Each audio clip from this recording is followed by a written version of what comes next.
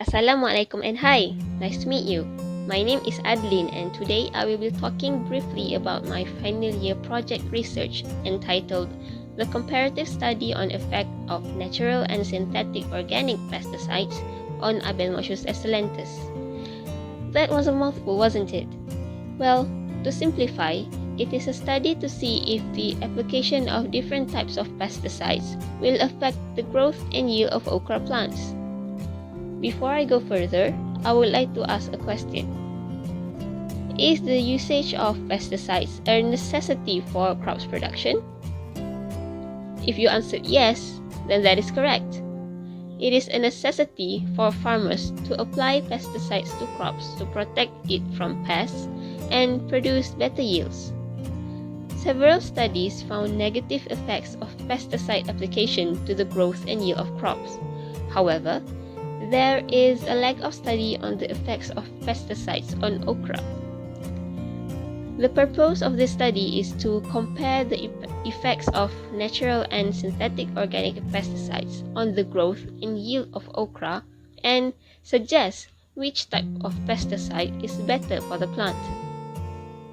For this study, the natural pesticide used was neem oil and the synthetic pesticide used was cypermethrin. Now, why is there a need for this research? Why do we need to compare the effects of different types of pesticides to crops?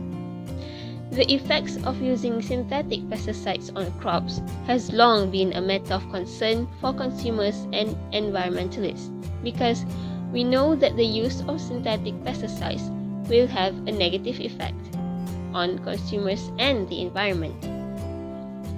You might be thinking, if that is the case, why not just substitute the synthetic pesticides with natural pesticides? End of story. To answer that question, pesticides made from natural ingredients cost a lot more than synthetically produced pesticides. If farmers were to switch to using natural pesticides, the cost will be big and in turn, the prices of crops will go up. Other than that, we need to know if the use of natural pesticides will affect the quality and quantity of the crops produced. Therefore, this study is important to determine a better alternative to synthetic pesticides without affecting the quality and quantity of crops produced.